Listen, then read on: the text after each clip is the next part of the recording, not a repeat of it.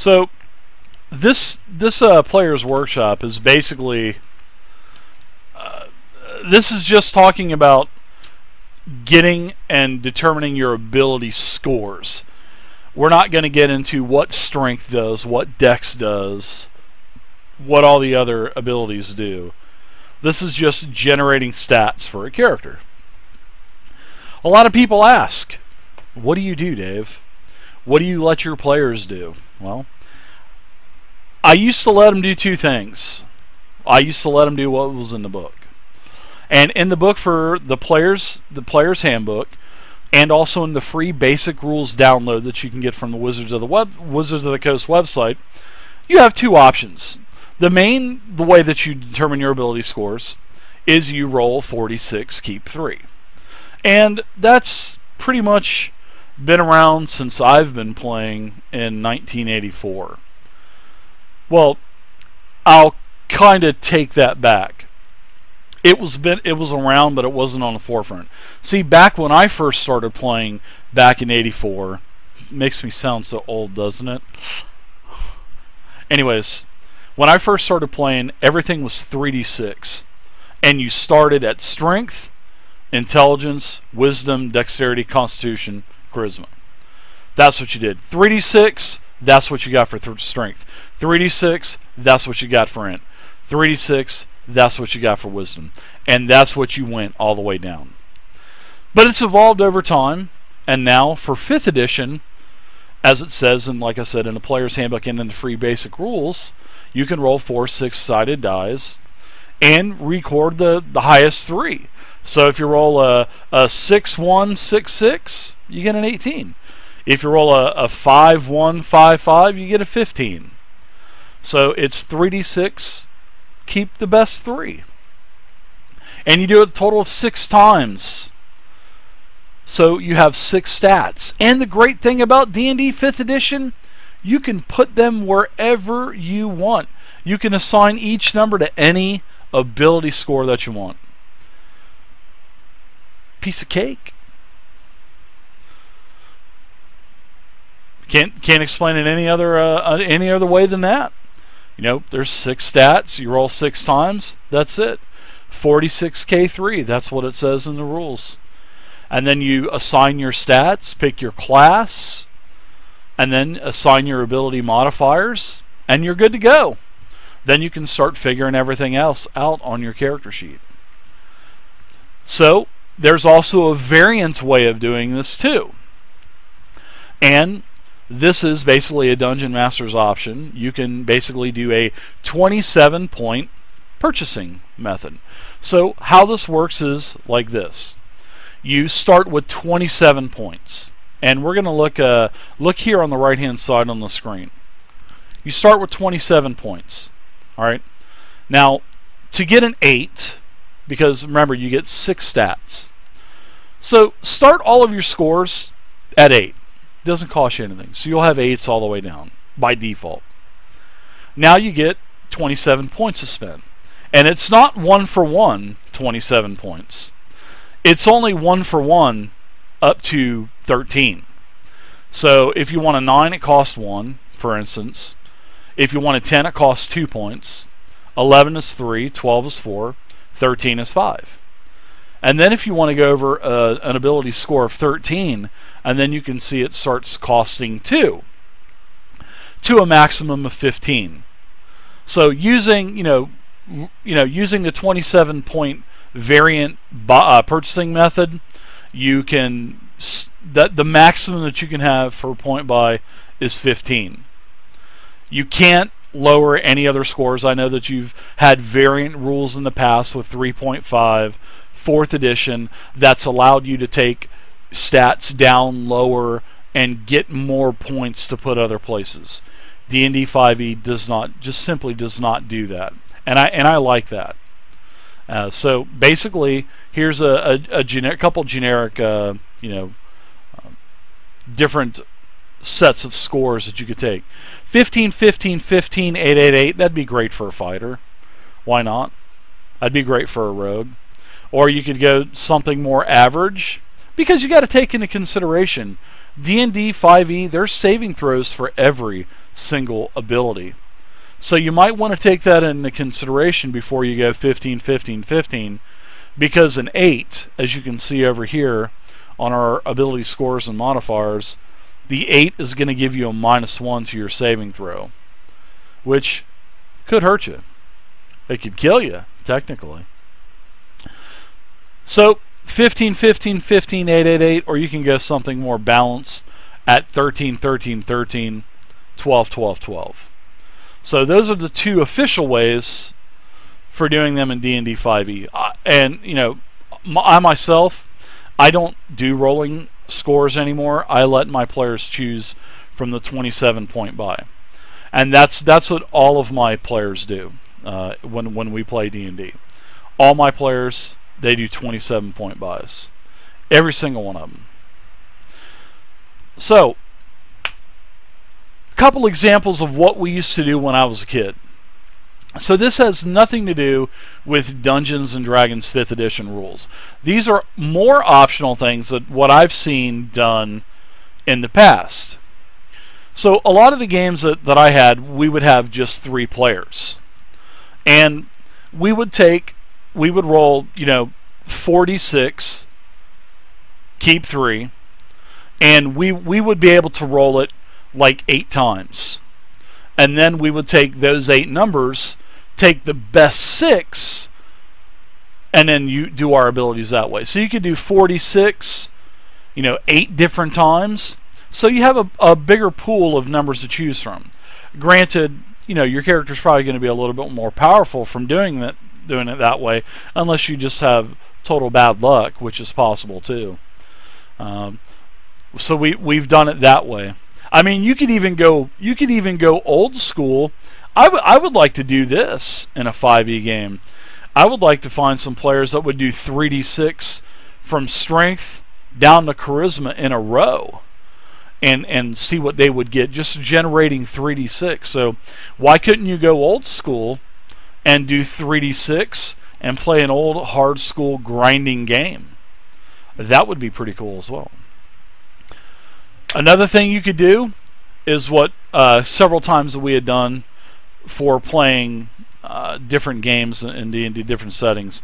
We would take our 3 players that we usually normally had, and we would roll our stats, and then we would take the highest roll and our lowest roll and put it into a pool. So if I rolled, say, my highest score was a 16 and my lowest was a 12, then I would take the 16 and 12, put that aside, and then James would roll everything. And if he had an 18 and a 12, we'd have an 18 and a 12. And then if Terry did it, the same thing, or Franklin would do it, we'd have the same thing. And then we would take that, and then every character would have those stats to choose from. So everybody would have, 18, 17, 16, 15, 14, 13. We'll just say that's how it worked out, the 6 ability scores. So you could go high-low for each one of your players. That's also another way that you could do it. Take your high roll, your low roll, throw everything else out, and just come up with 6 scores between 3 players. So that's a good way to do it as well. So what do you guys think in chat? What are some variant ways you guys, and also in the comments section in YouTube, what are some variant ways that you guys have rolled ability scores in the past? I've given you a couple of mine, so I want to see what you guys say.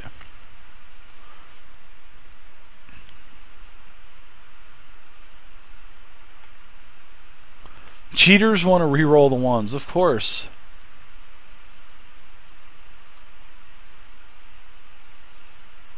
Yeah, exactly. That's what Zovia said. And that's why I don't roll ability scores anymore, because, I mean, Zovia, for instance, she rolled, like, the best stats ever, like 18, 17, 18, 16, or some shit like that. And then I got one guy who rolls 8s and 10s. So there was just such a huge disparity. And yes, I know, those players should RP that type of character, but most of the time it doesn't work like that. So that's why I just figured I would eliminate the problem. No more rolling of ability scores, and just use a 27-point buy. Just easier to do that way. So come on, chat. There's like 60 people in here. What are some ways that you guys have rolled? Oh, Pain Guy. Yeah, I've seen that one before. Pain Guy, yes. 4d6 reroll ones. I have seen that before. I have seen that. I have done that. So let's write that down. That's a good one. Let's write down 4d6 reroll the ones. Yeah, that's a good one. I remember that. I totally remember that, Pain Guy. Oh no, Bubonic. If I was to do a game with 3d6 like a 5e Tomb of Horrors or an old school first edition Tomb of Horrors or classic Tomb of Horrors, it would not be 3d6 reroll ones. It would be 3d6, and that's what you have. That's what I would do.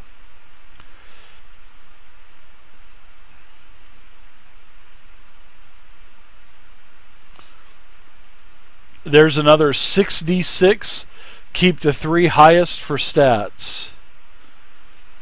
So basically what you're saying, Hero Biscuit, you would roll 6d6 and then keep the 3 highest, and that's what you would have the same stat for everything? Is that what you're talking about? I've never heard that. It sounds interesting, yeah.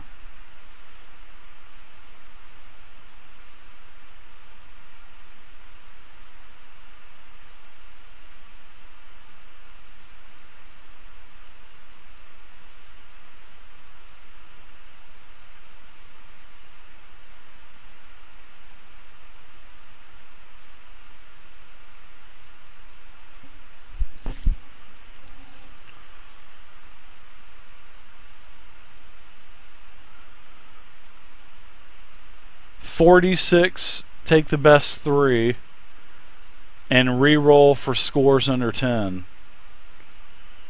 Wow, 46, keep 3. 46, keep 3, and re-roll for scores under 10.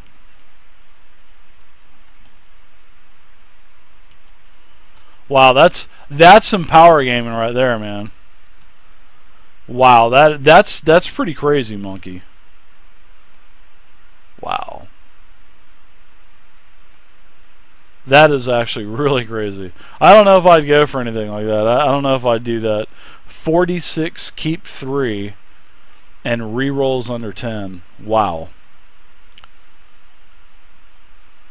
12, 18, or 24 d6, and assign d6 to stats according to personal preference. You lost me on that. I would never want to roll a d20 for my stats. No way.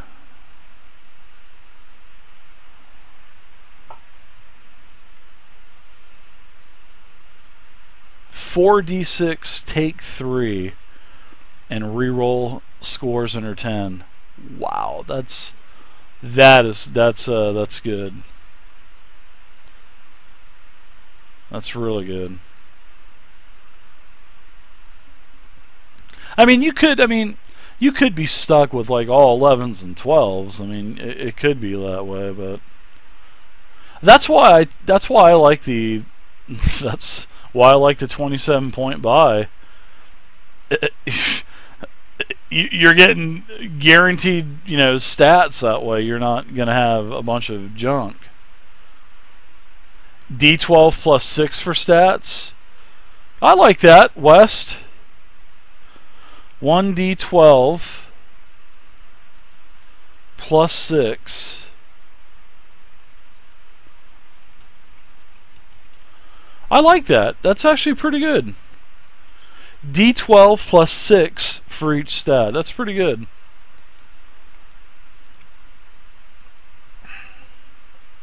I remember reading something about that somewhere. Somewhere in a game, a long time ago. I remember reading something like that. Or was it a D10 and an 8-sided or something? I can't remember. 4D20 divide by 4. Oh my goodness. Zevia, that's pretty hardcore. 4D20 divided by 4. Wow. Those are some pretty good ways to generate stats. But I mean, they all fall within basically the confines of an 18, except for the D20. But you only have a 10% chance of getting some, but still that's a pretty big chance, 10%. So Shadow Genesis says you haven't rolled for stats before, and you and your friends just assign 5 points per stat. And you get to adjust the points any way you wish, no higher than 15, no lower than 1. Alright. I gotcha.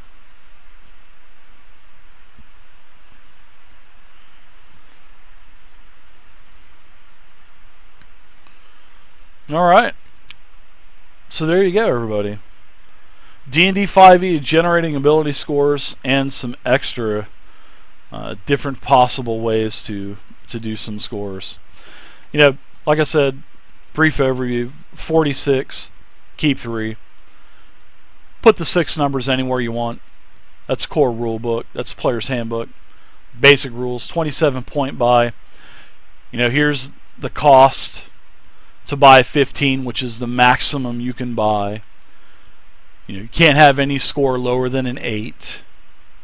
That's for the 27 point variant. And then some other different ways that we've come up with from the viewers in the chat. 46, reroll the 1s. I like that. I've done that before. I forgot about that. 46, keep 3. Rerolls under 10. Pretty powerful. 1d6 plus 8, very logical. I know I've seen that before somewhere. 4d20 divided by 4 for each stat.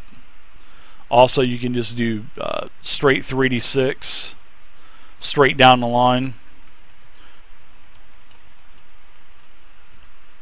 You can do 46 7 times. 6 times. 8 times, sorry.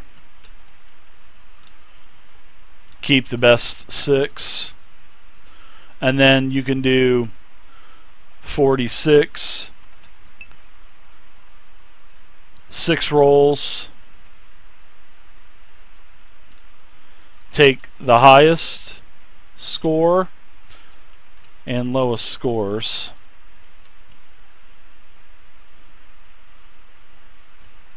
and each player will contribute to that, basically. So you'll contribute 2 scores, then every player contributes the same. Oops, I should have thank you very much for the follow.